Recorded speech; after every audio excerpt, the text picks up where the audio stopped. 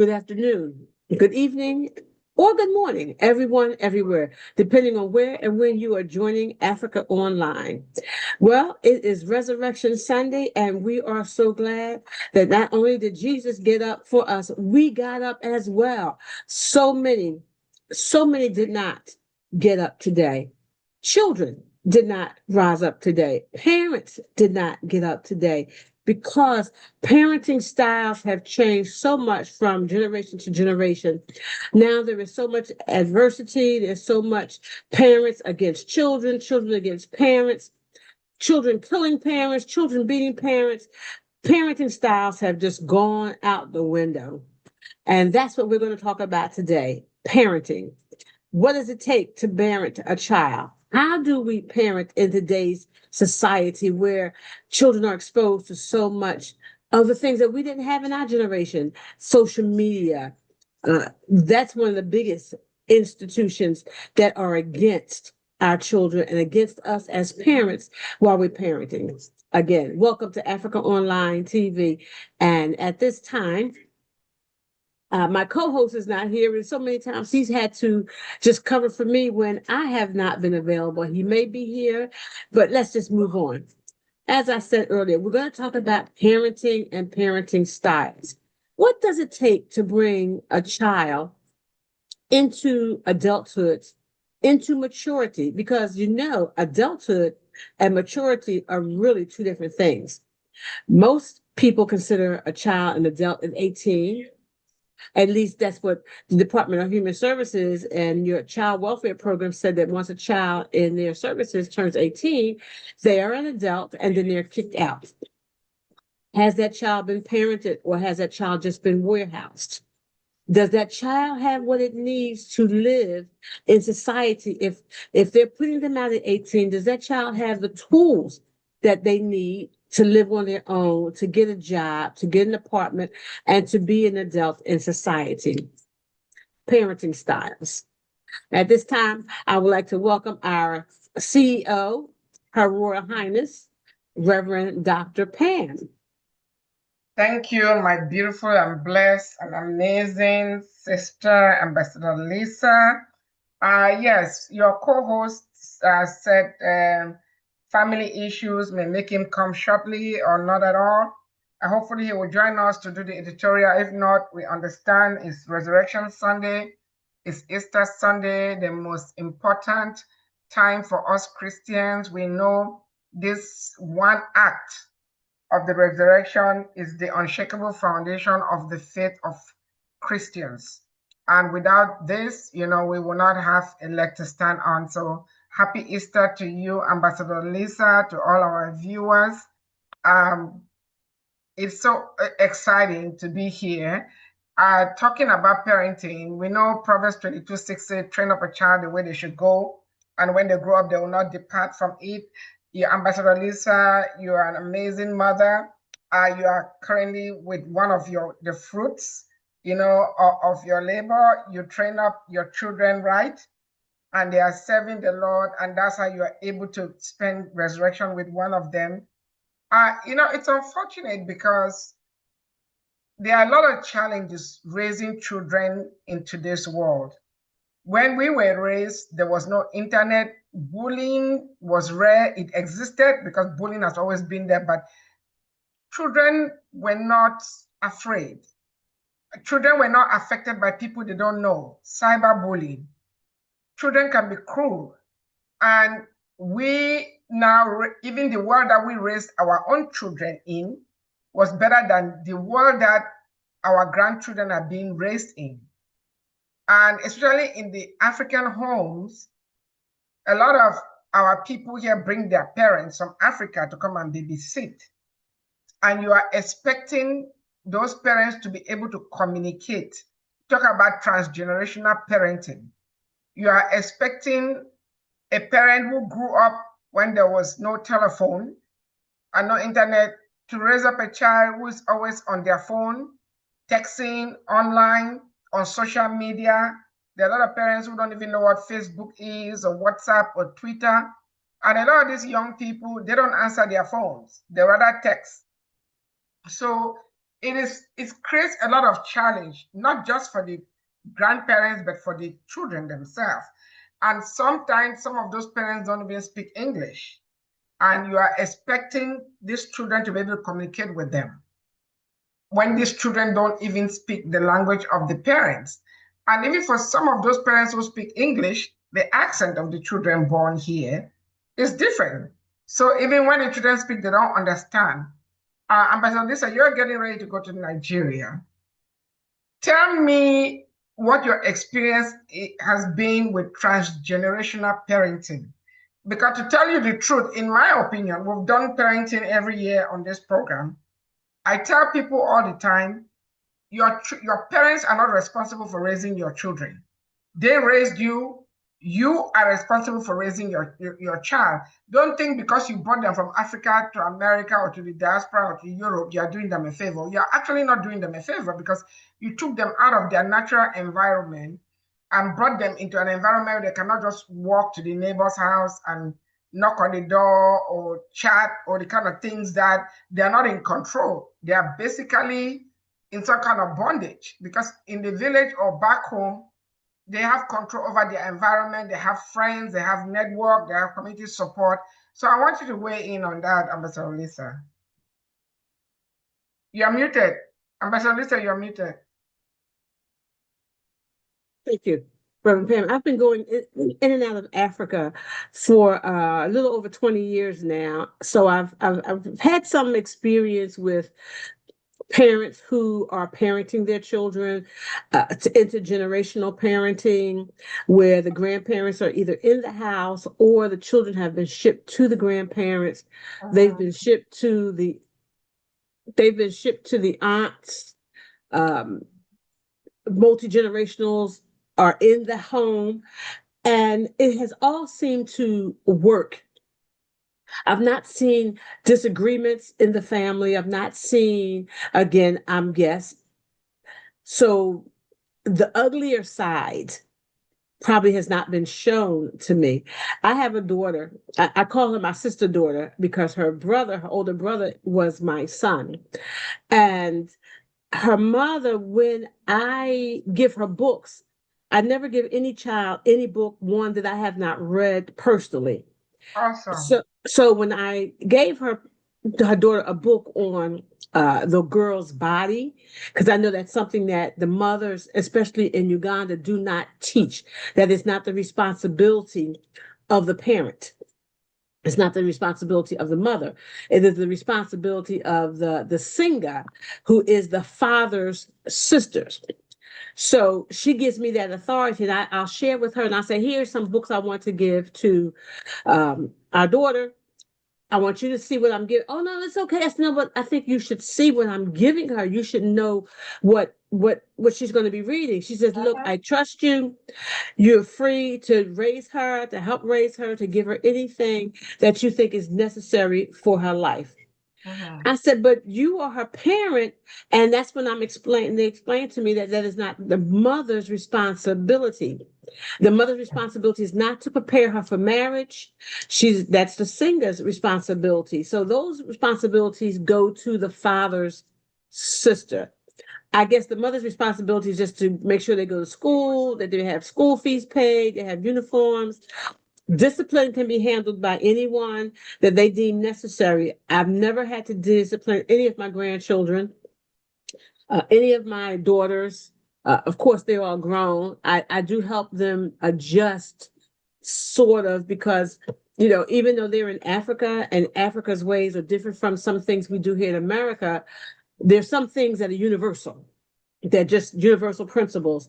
So, and because they've never left their country, they've never seen anything else outside of their town or their village. They don't know that there's so much is out there. Even though that the internet is very widely everywhere, everybody doesn't have internet because internet costs data, and data must be purchased. So the things that I share with them are not too out of pocket. I do keep in mind that I am in Africa and this is not America. I am in Africa and I have my own money. I have my own job, my own car, my own bank account, and things like that, which they do not have. So I'm very mindful of the things that I say and do because I know that things that I can do, they cannot easily do. But so far, I just assumed that that's the way it was supposed to be. But you're right, Reverend Pam. When you have your children, it is not your parents' responsibility. And I've seen that where they get an opportunity to go to the capital city to get a job, and they leave their children with their grandparents or their parents. Where I feel like this: I've already raised my three. Yeah. Now it's time for you to raise yours, and you need to figure out how to raise them the best way Exactly. you can. So I don't necessarily agree with that, but it seems to work. It seems to work for them. Well, but you see, there's nothing wrong with the children visiting the grandparents, but Not at all. but dumping that responsibility. I know of a grandmother and great grandmother whose children, she basically raised all her grandchildren, and her children just continue to live their lives. It's not like their job make it impossible. They just dump it on her. They just And to me, now that's it's a yeah. form of abuse, you know. Yes. And It's some, elder abuse. yeah, and some people think because they brought them here, they are doing them a favor. You're not doing them a favor. You took them out of their natural environment. You know, in Africa, they have their committees, their society, their friends that they can visit, hang around with. In America, they are stuck in the house. Mm-hmm. They are stuck in the house. They can't just go to the neighbor or go to, I mean, that support is not there. And some of them develop Alzheimer's because they are bored, you know. And Wow. like I said, some of these children cannot communicate with their grandparents. Right. They cannot. And it makes it, I really think we should rethink what we think we are doing to our parents. You know, are we doing that for our own benefit or for their best interest? What is in their best interest? And some of these children have created marital problems for their parents because the mother will leave the father in Africa and come here to babysit. And some of those mothers don't want to go back to Africa. Right. They like it here. And then the father stays there, he's lonely, he ends up marrying a younger wife, and then there's a problem. Yes. You understand what I'm saying? So why do you think you have the right to separate your parents? Because some of those parents come here, especially the men, they don't want to stay here. They want to go back home. You know, and the children are so bent on chasing dollars, and they're not seeing the negative impact it's having on their parents' marriage. Yes.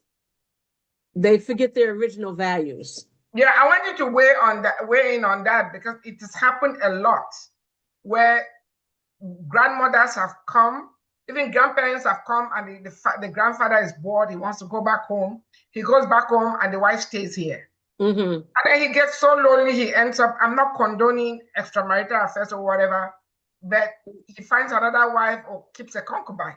Right. I mean, that is the situation.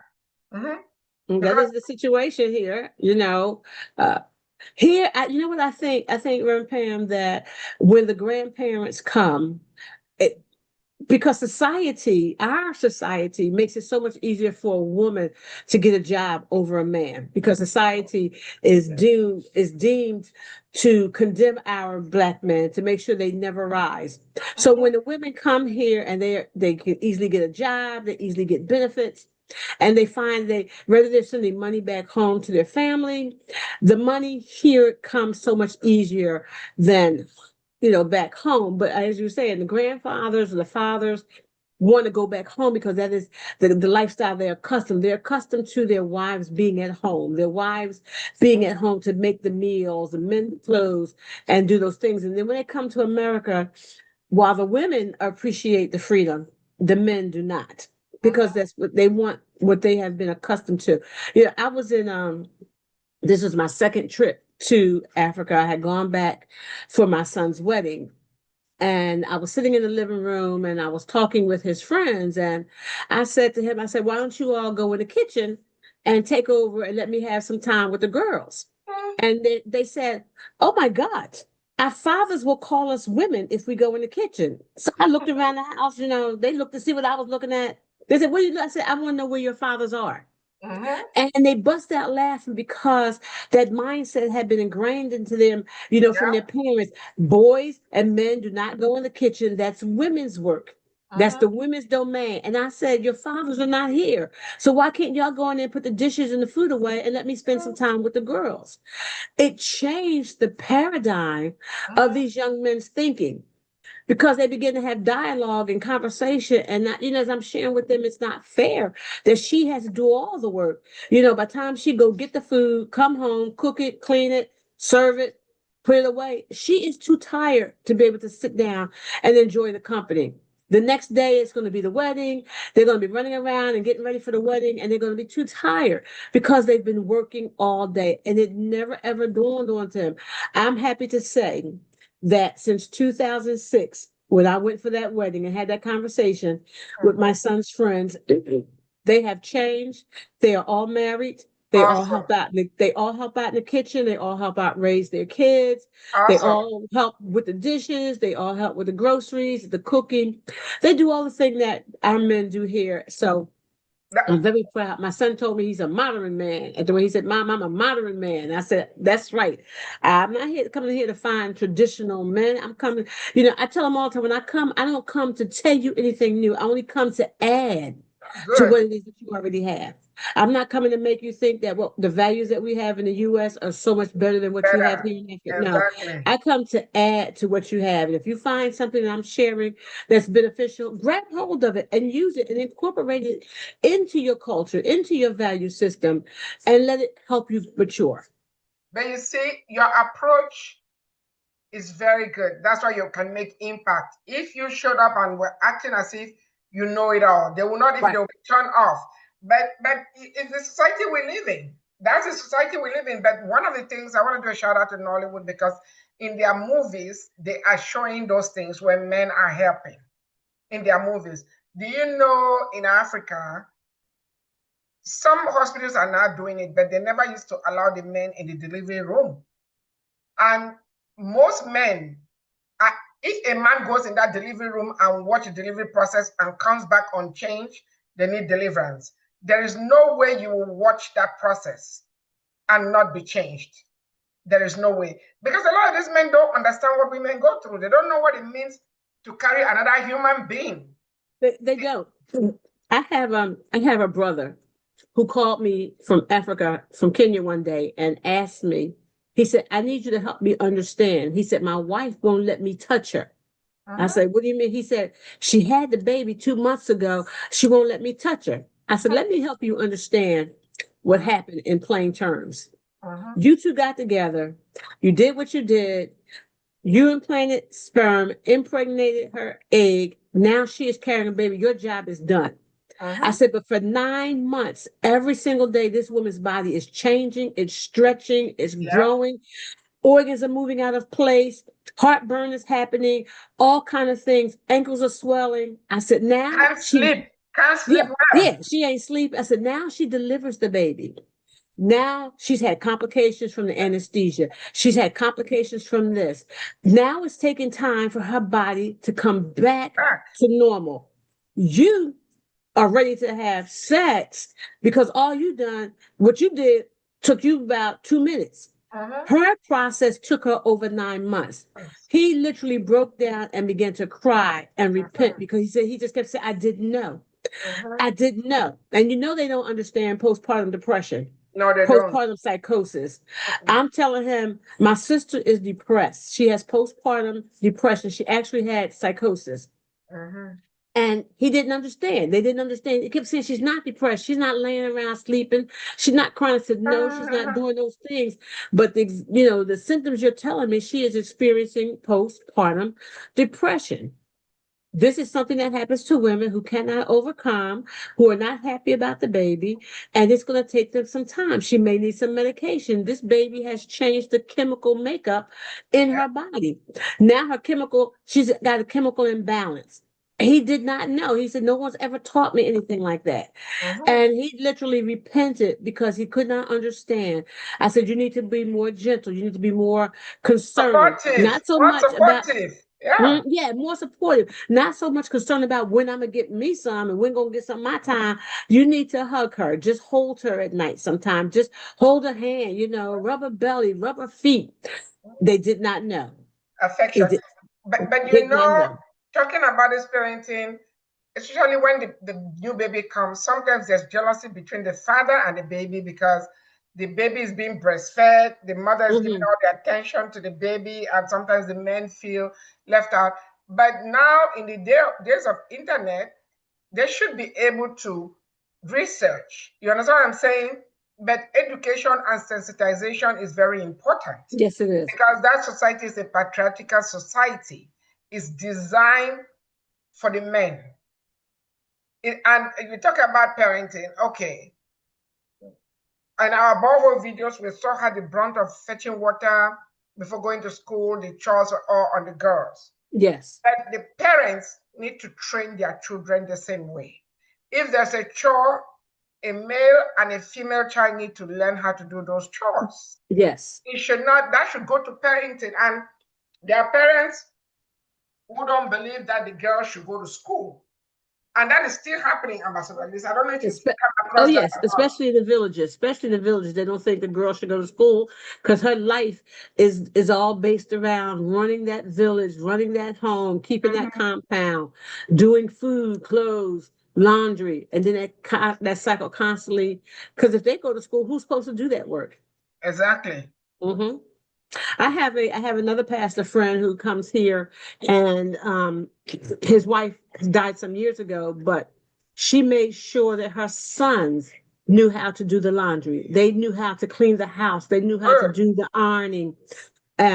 Even he told me, he said, when I come home from America, he said, I don't give my wife my laundry to do. I do it.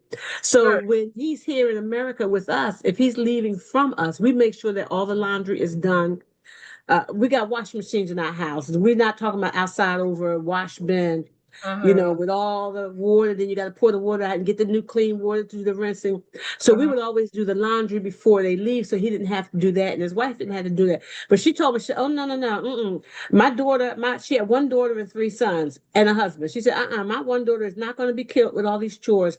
And my Good. sons are not guaranteed to be married early in life. So I need to make sure they know how to live Yeah. and live a life well if they get an apartment or they're going to live on their own. Who says they're going to get married? They need to know how to cook and clean and do those things. I was so proud.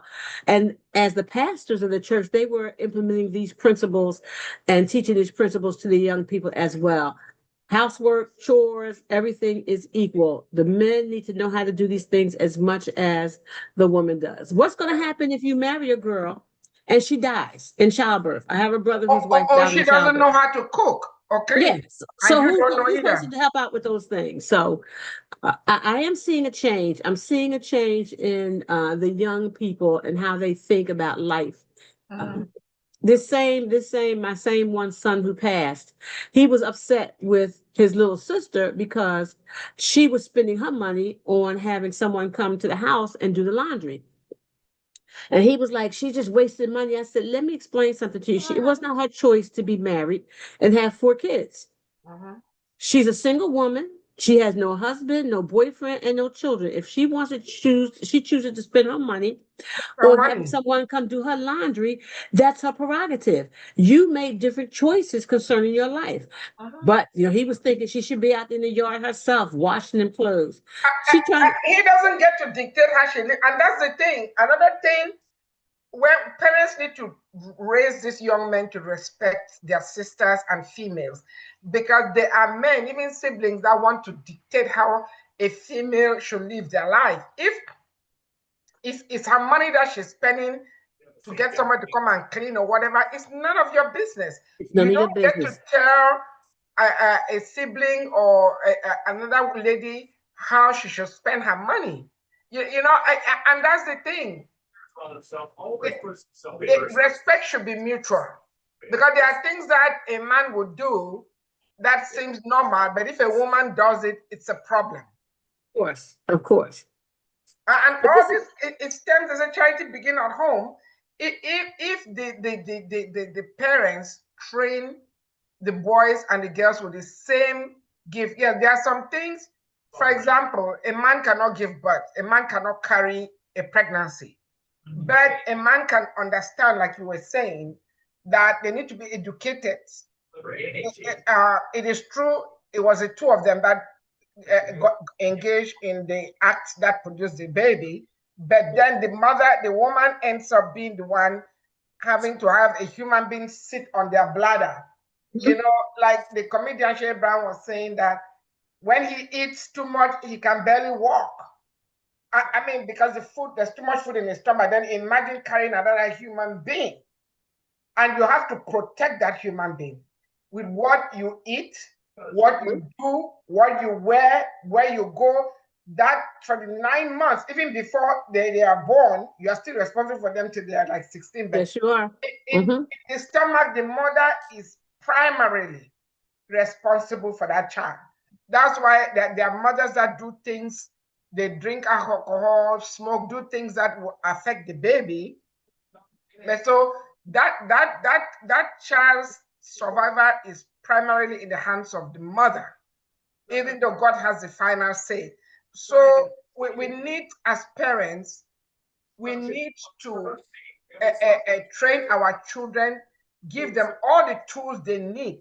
It's our responsibility to survive in society, Yes. especially in this global economy right now.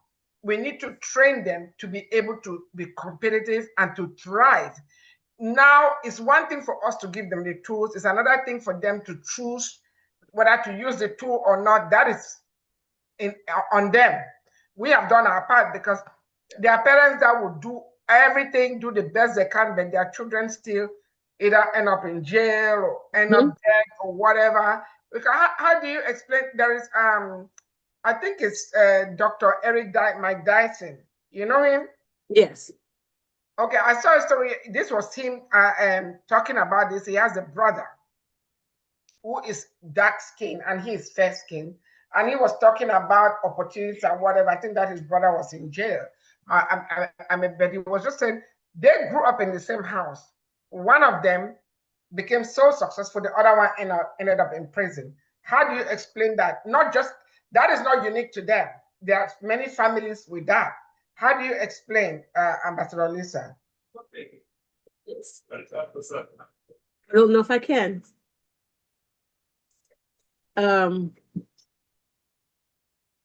Sorry, are we talking about sibling rivalry? No, not sibling rivalry. We're talking about parents, children that grew up in the same house, you know, in the same house, under the same condition, and one ends up being successful, the other one ends up being a failure. The parents raised them. I mean, as a parent, I know you don't have that situation in your family. I don't. You have to recognize the gifts that are in each individual child. If you're trying to blanket parent, blanketing parenting does not work. I'm not going to say I blanket parented my children, but let me say my last two were both interested in the same things. So it was easy to not have to worry about one wanted over the other. They were both musicians. They both had drums. We both had the keyboards. We had saxophones. We had the microphones, the amplifiers, and all they wanted to do was do music. So they grew up doing music. I didn't have one wanting to do baseball and the other one wanted to do music. So now my time is divided between, oh, should I go to the game or should I go to the concert? You know, we were just talking yesterday, Friday in the car coming home, and I was saying how I went on every class trip my children ever had from kindergarten all the way up to high school. I went as a chaperone to every trip because they were both involved in the same things. I didn't have to choose between going to one or the other event, especially in a single parent household. That becomes counterproductive because now the other child whose event you don't go to thinks that you love the other child more and you didn't come to my event, and that can begin to bring disrespect. It will bring contention, sadness, because one child thinks that you love the one more than the other, and that becomes hard. Like I said, I was fortunate because both my children were in the jazz band. They were both in the musical arts department in high school. So everything that I went to, they were both involved in. I never had to choose. My children were never sports oriented, so I never had to go to baseball or basketball games. I just had to go to concerts and shows. But you But know, oh, sorry, go ahead. no, I'm gonna say, but that can not where one is more successful while the other is less successful, but that is some of the root causes for those children having those lack of self-esteem in those areas because they think one parent loves the other. My middle son, the one who I'm with, the bishop, the preacher of the hour, he always wants to be the favorite child. And I'm always telling him, you are the favorite middle child. Good. I'm the favorite to know you're the favorite middle child. Yeah. Stephen is the favorite oldest child, and Chris is the favorite baby child. So they're all favorites. I never let him get away with thinking that he is going to be the favorite child because I don't have a favorite child. You're the favorite middle child. So even little things that our children seem to pick up on, we have to be mindful of because they take it to heart. We say and do things that we don't necessarily mean to do. Children don't forget. We say and do things that we don't think are harmful, but because they're young, because they're tender, not mature, they may not understand. And they take things the wrong way. And then those seeds begin to grow into a tree and bring forth a harvest that we never intended to produce. Yeah, you're right. You know, Oprah, I was listening to her the other day with this, she had a show on this GLP-1. She was talking about her father used to tell her that, oh, about her weight, that look at your mother, look at your aunt, and that stayed with her and did damage to her self-esteem. I think the same thing with Michael Jackson. I think the father had commented about his nose, and that stayed with him the whole life. That's why I kept messing with his nose. So we you know, Proverbs 18:1 says death and life are in the power. And we need to be careful what we say to our children because those things stay with them. You know, it doesn't hurt to speak blessings over your child. No, Even if your child has a disability or whatever, tell your child they are the best, they are the brightest, they are the most beautiful. Don't concur, or that's not denial. Because you keep saying those things, that's what they're gonna end up with. So you, and stop calling your children dumb. If you call your child dumb, that child, even if they are smart, they will always think they are dumb. They will not even put in the effort to learn. So it's very critical what we say. And you talk about this love thing. You know, John the Beloved always called himself the beloved of Christ. And the beloved of Christ, yes. Even though there were other apostles, he kept saying it. And to today, we all refer to him as John the Beloved. Yes, there's nothing wrong with your son saying he's a favorite child. Let him say it. It makes him feel good. You know, but God gave you wisdom to say you are the favorite middle child. What if you had 4 children? What would you say? You know, he'd be the favorite second child. Then I'd have the favorite third child and the favorite fourth child. That is wisdom, you know. So yes. But I tell people all the time, you know, there are some children that don't appreciate their parents. Just like some of God's children don't appreciate God. They treat God like a fast food restaurant. If they are hungry, they swing by and get a burger. If they need a miracle or help, they remember God. If they don't, you know, today's Easter Sunday. There are some people that only think about God on Easter Sunday. Not being judgmental, but I'm just saying, just think about it. As a parent, you have 5 children. You buy gifts for all of them. Some of them say thank you. Some don't say thank you. Then one of them just keep appreciating you and going on and on. How would you feel as a parent? You just think about it. You have 5 children. You got all of them gifts. Among all 5 of them, like the 10 leopards, only one, when I think it was just one that came back to say thank you. Right. One came back to say thank you. How would you feel about the child that keeps thanking you and appreciating you, as opposed to the one that doesn't even say thank you or just say thanks and blah blah? Be honest, as a parent, how would you feel?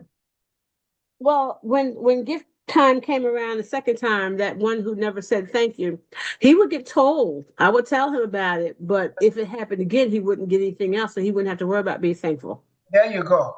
And that's the thing. You know, I was watching a movie, an African movie, I think it was a month ago, and this child, when the mother traveled, The younger one kept calling the mother every day to check on the mother. The older one never once called the mother. And when the mother came back from her trip, she brought gifts for the younger one. And the older one was complaining. The mother said, look, every gift that I brought to your younger sister, she requested it. When she called me, she said, Mommy, bring me this, bring me this. Say, you never called me once and you never requested anything. Matthew 7:7 says, ask and you shall receive, seek and you shall find, knock and the door shall be open. If you had asked, even by text message, I would have bought something, but you did not. But you didn't ask. You didn't call to check on me. You didn't ask. Yeah.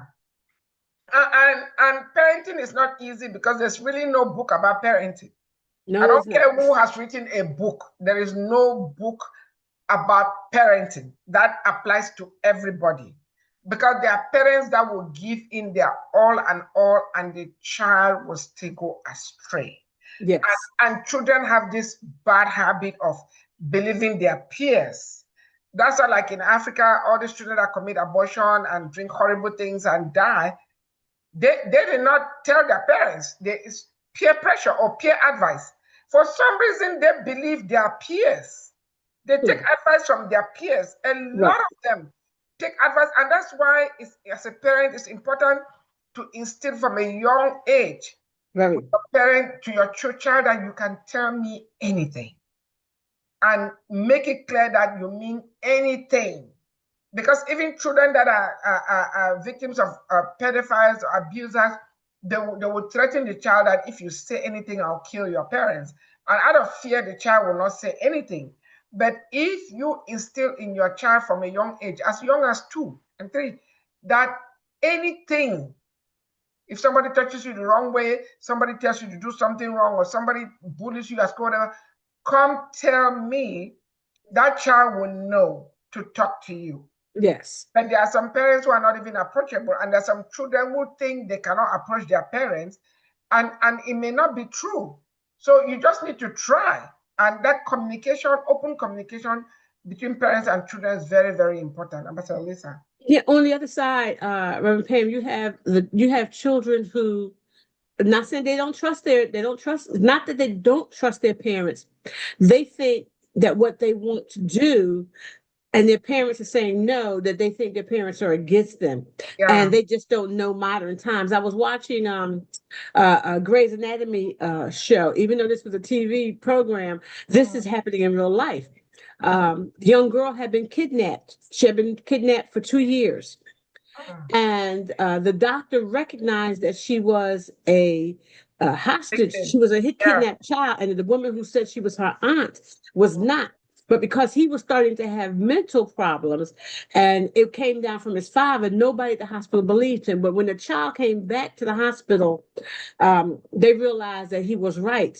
And she said, well, she said she had saw an ad and they told her she was beautiful, and they had a photography studio, and her parents told her, she said, my parents told me I could not go to the photography studio, and I went anyway.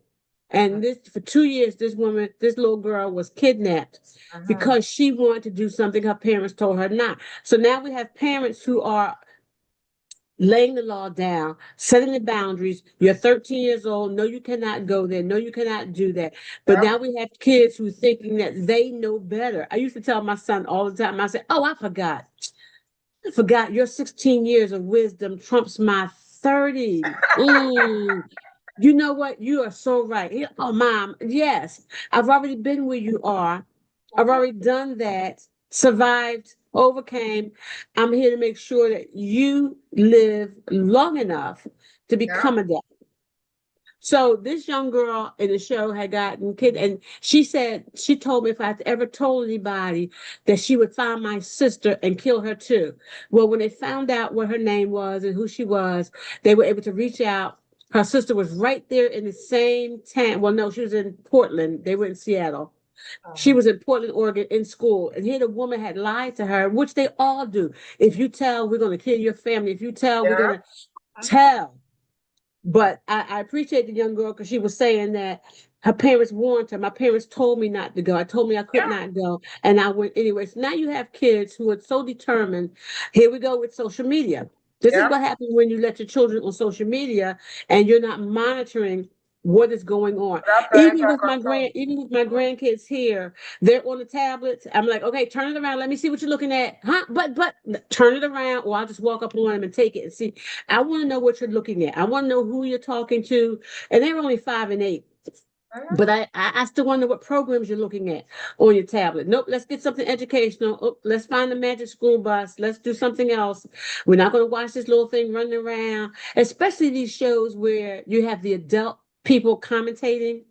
I Mhm. don't like that because to me, that's kind of grooming you to get used to some adult talking to you, and any old stranger can come up and talk to you because you now let this stranger talk to you on your tablet or on the But, TV. So I'm always monitoring what they're looking at on their tablets. but you know, the children also, parents need to tell their children that not every child comes from a functional home because their friends at school may influence them the wrong way. It Mhm. happens a lot.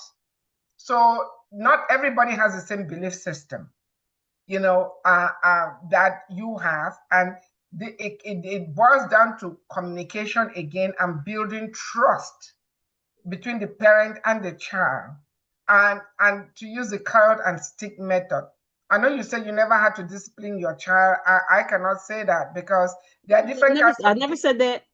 What did you say? What did you say? I didn't say I never had to discipline my children. I was very much a helicopter parent, if that that term, that's a term that the other hue of people use. But I was a very involved. I was very involved. No, I disciplined um Okay, because I was surprised. twice. Oh no, they needed. I was raising boys, and I was determined to raise my young men into men. I did not have to continue raising at Boys. 20 and Yeah, 25. So I went in from the very start, from the door, with good. shaping and developing and making sure that they would be able to succeed in society. And I've got a successful bishop and sought after, teaching seminary, sought after preacher everywhere. My youngest one is a journalist endorsed by major drum companies. He's a journalist, self-taught journalist, making very, very nice. Both of them are doing very well. Good. But But you see, that's the harvest. That's the yes, stage you plant because you see, okay, there was a viral video on WhatsApp a few years ago by a 12-year-old whose mother took away their cell phones. Because the not the alpha, we have the beta generation now, and the alpha generation, they were dealing with gadget, but the generation before the alpha, the one after the Gen Z, I don't remember what they are called, but you know what this 12-year-old did was incredible. He vandalized his mother's apartment just because the mother took away his phone. oh yeah, You, okay. you know how with the Gen Z and generation after Gen Z, you tell them to go on timeout, and they used to cry. Now nobody puts them on. If you put a child on timeout, they'll be very happy because they get to spend time on their phone or their gadgets or their tablet. But you take away that tablet, it's worse than putting them on timeout or whooping their butt. But for that child to do what he did to his mother's apartment, it did not happen overnight. That was because the mother let him get away with a lot of stuff from a young age. It's just like there are some children that jump on the chairs in their living room. I remember many years ago, I had an event in my house and some child came and they tried to climb on my chair. I looked at them and said, get down. I said, if you get on my couch one more time with your shoes and you're jumping, you're going to get a whooping. The mother was there. The mother didn't even stop him. Oh, and then somebody said, oh, is this a child? I said, no, not in my house. You don't make excuses that, oh, he's just a child. He No is a such child thing. that should know that if he's doing this nonsense in your home, he should not do it outside your home, because not everybody's going to tolerate that. That's right. That's right. They're not. Yeah. But if that child did not develop that horrible attitude and reaction at 12 years old, it started with him getting away with a lot of stuff at a young age. And there are some parents that I have nothing against parents who are working, but there are some parents that do double and triple shifts to pay for houses that they don't sleep Yes. in, to buy cars that they barely drive. And the internet and social media is raising their children. I want you to weigh in on that. We have just 13 minutes left. Yes, that is the stage of parenting which we call, I won't say, which society and statistics and studies have called the uninvolved or the neglectful parent. It's unfortunate that this is the category in which they fall in. Yes, they may have to work 3 jobs just to make ends meet, just to try to pay for rent and put food on the table. But that still falls into that category of uninvolved or neglectful parents, because you're just letting the internet raise your kids. You give them a tablet and tell them to go hit on, and you're going upstairs to sleep. Yeah, yes, you work 3 jobs, and yes, you are tired. We understand that. But at the same time, you've got to remember that these children did not ask to come here. So you've got to find time to pour into these children. There was a young man, I didn't see that video you talked about, but I saw one where the mother took the tablet away from a child. He picked up a chair, threw it at her. He did terrorize the apartment. He beat her. She had a frying pan going after him. She was threatening him with a frying pan. She never did hit him. And he was a big boy. Now, he could have been a little autistic. I couldn't tell. But there is something about that tablet. It is something about that blue light that studies are saying that is rewiring the brain, which is why they're acting so violent when you take it from them. Because now you disconnected, it is addictive. You disconnected what was soothing to the brain. And now you've added disruption, and it's almost like a drug. They need that to remain calm. And when you take that from them, they go totally berserk. So our And some children of have them to be sleep with wise. it. Some of them sleep with it on their bed, under their pillow. It's ridiculous. They have the headphone on, and these things are all affecting the brain functions of these children. And I was not talking, there are people that have to do 2 jobs. I'm talking about people that are living above their means. You know, children did not ask to be born. You brought them, you're responsible for them. Some like, oh, I want to give my children what my parents didn't give me. How about giving them what your parents gave you? They gave you time, they gave you love, they gave you discipline, and they were there for you. So if you have to work 3 jobs to pay for your rent, downgrade and downsize, because you will never make up that time that you are missing with your child. You will never make up that time. So it is, parenting is not easy at all. Not at any level and in any country, it is not. You know, even when you are 80 and your child is 60 or 50, you are still a parent. You still care about them. I'm talking about now most parents. There are some parents who don't care. There are parents that endanger their children. There are parents that expose their children to danger. Yes. There are even drugs, alcohol, sex. There are even women that have allowed their husbands to molest their child, their daughters. You know, I don't know if I don't know of any in real life, but we've seen it in the movies. What do you have a comment on that? Yes.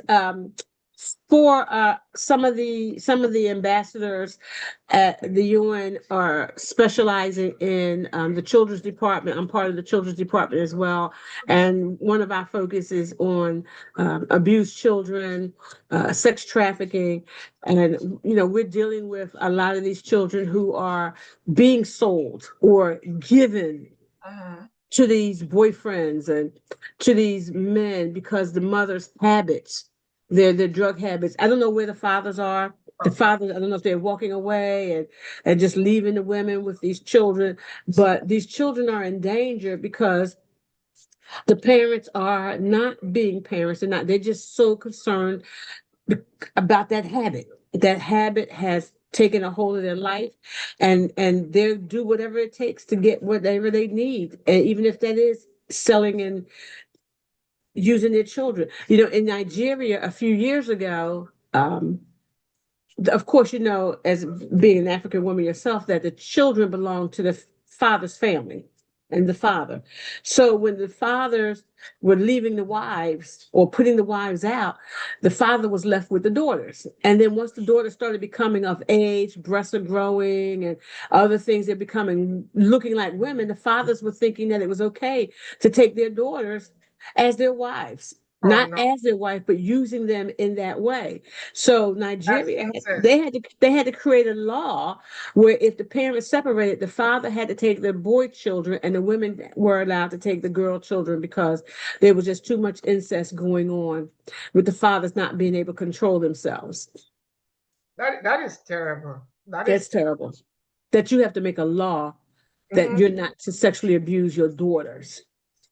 Your It, daughters are not your wives just because they're growing up. They're not the maids of the house. They're not, yes, they may be cooking and it, cleaning. it is so disgusting, you know. Mhm. But anyway, so Ambassador Lisa, you have sharing rights. You want to share the anthem and then do your, I'll make the announcements. And since we're doing the 1 hour, Sure, sure. Let's see.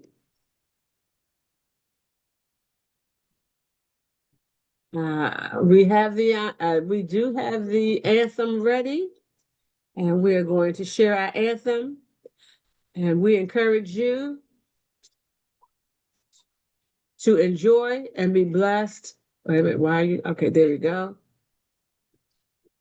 By our anthem. Oh, Africa. Oh no. Africans, Africans for Africa. Africans, Africans for Africa. Africans, Africans for Africa.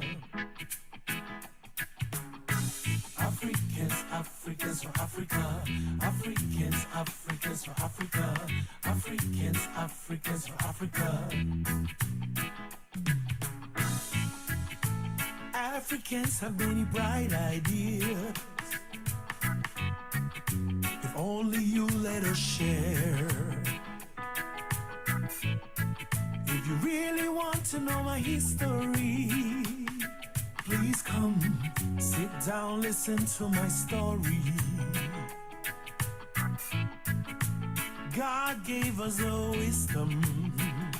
He guides our footsteps, makes us shine and transform. Hey, as one people, with so many cultures, yet indeed we are one. Stand up, Africans, let's save Africa.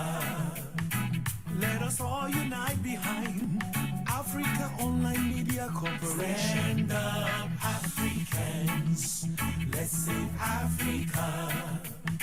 It's time to come together, promote awareness, progress, and solution. Hey, Africans, Africans for Africa. Africans, Africans for Africa. Africans, Africans for Africa.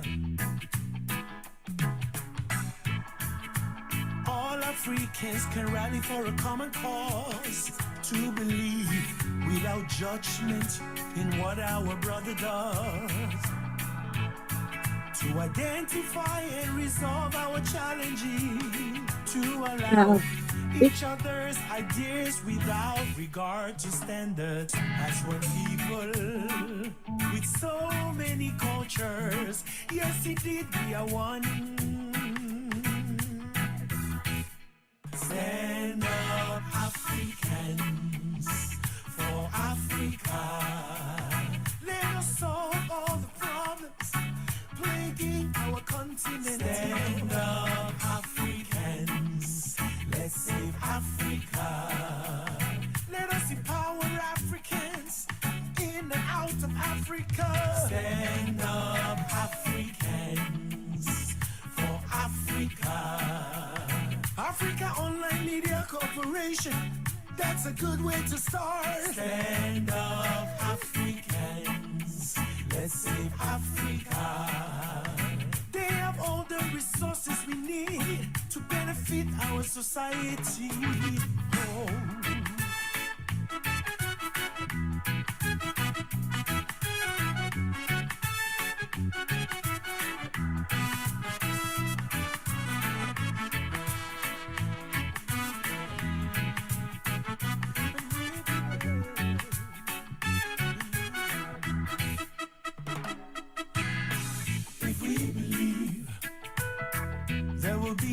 education for everyone. If we believe.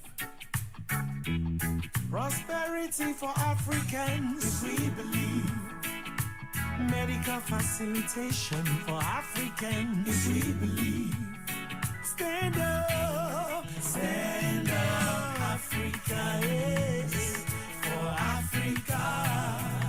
Africa Online Media Corporation, that's a good way to start. Stand up, Africans, let's save Africa.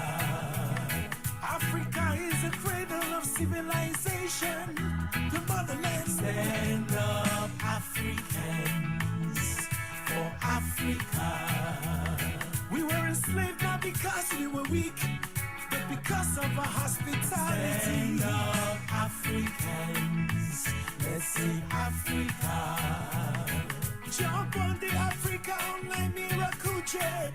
Don't be left behind. Stand up, Africans, for Africa.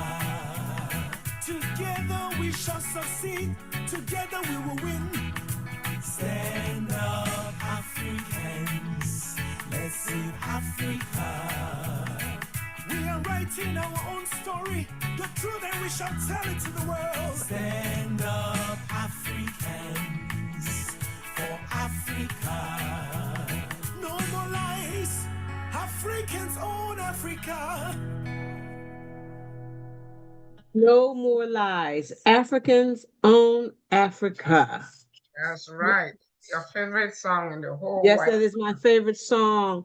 And no matter how people who are not Africans want to help get in there and build, and we can, but we need our Africans, our African brothers and sisters, to lead the charge, to work with us so that we can together go in and see Africa be changed and be a great, great country. And no longer considered a third world country, and it'll be the premier place for people to want to come visit and move to. Well, whoever called it third world country, that's their own story. We have our own story. We have our own story. Civilization started in Africa, so basically it's a first world country. It's not even a country; it's a continent. The continent, that's right. Yeah. If it was so backwards, what are they? What's the West and the East now? Why they're still scrambling? The scramble for Africa never stopped because there's no one. No, it doesn't. Mm-mm. Yeah. But next week, we are going to, next 2 Sundays, we're going to discuss financial literacy. You know, next week, one of our pioneer members of Africa Online will be speaking, and the following week, another member from the forum will be speaking on financial literacy. And you want to talk about Ghana, Ambassador Lisa? Yes. I am going to tell people right now that Ghana is the place to be in September. Get your passports ready. Get whatever you need to do. Get it ready, because from the first week, I believe September 1st through the 7th. Labor Day weekend. The third. The third through the 7th. Yeah. And I have the 3rd through the 7th highlighted in my phone on my calendar, and I still said the 1st. Please update it to the 8th, because we are going to Cape Coast. It's a 1-day trip, so we cannot combine it. Initially it was the 3rd through the 7th, but because of the visit to the door of no return, we are making it to the 8th. Yes. Okay. Well, as you heard Reverend Pam, from the 3rd through the 8th, we will be in Ghana. I tell you, in Accra, in the capital city, for AfricaOnline, for Africa Brain Bank's 7th annual summit and gala. I'm telling you, I got to meet some of the people from Ghana last year in New York for the summit, and they are excited. They went back home and they have already started preparing to welcome us.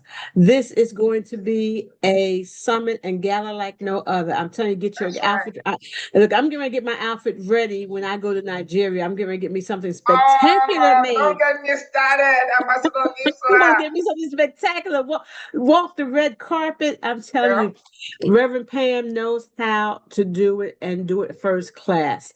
So we want you to be there. Our focus this year is going to be on health and health care, and even some of the disparities that are in Africa. And we're going to come up with ideas on how to make that a change. But we encourage you to come on, get your tickets ready, you want to know more about it, visit africasbrainbank.org. You'll be able to find the commercial there, the website, and the link is already up for you to begin to pay for the summit. Everyone pays to come to the summit. The That's speakers right, pay, including the Ambassador organizers Lisa pay, and myself. including the chairperson herself. Her Royal Yes. Highness pays. We all pay because we are coming together to do something to help our brothers and sisters on the continent. So I'm going to look forward to seeing you in Ghana, in Accra, September 3rd through the 8th. If you want more information, again, go to africasbrainbank.org. You will find information there. Reverend Pam, do we have an email if people want to email and ask questions? Do we have an Info at africasbrainbank.org. Yeah. Info at Africa's Brain Bank, Africa's, AFRICAS, africasbrainbank.org. If you have a question, you want to email us and ask questions about how to get started, what you need to do, feel free to reach out to the website and or send us an email and get ready to join us on the continent. If you've never been, you want to come to Ghana. Ghana's president, Ghana's president was here last week. I think he was here in Philly in the country for 2 weeks, but I think we had him here in Philly for a couple of days. I know that he was downtown, and I believe part of his message was that he was coming and he was offering up an apology for what Ghana did over 400 years ago when they allowed the slaves, the colonizers to come and steal and buy Africans and take them across the continent. He has been apologizing. He's been standing and acting as the intercessor of Ghana. He has been standing in the gap for what his forefathers has done. He's amazing, but he was also at the UN and finally got the countries to vote to declare that slave trade was the most crimes against humanity. Yeah, exactly. So he is amazing, and we are actually going to do a historic groundbreaking in Ghana, in Ada, during the summit. So that will be a highlight of the event. So it's a must attend. If you are in the medical, it's open to everybody, but I want to encourage Black doctors to be a part of this. You're going to be at the foundation of a disruptive technology that's about to happen. So thank you, Ambassador Lisa, and enjoy the rest of the resurrection with your amazing son. My love to all of them, and we'll see you and let's talk this week. Love you.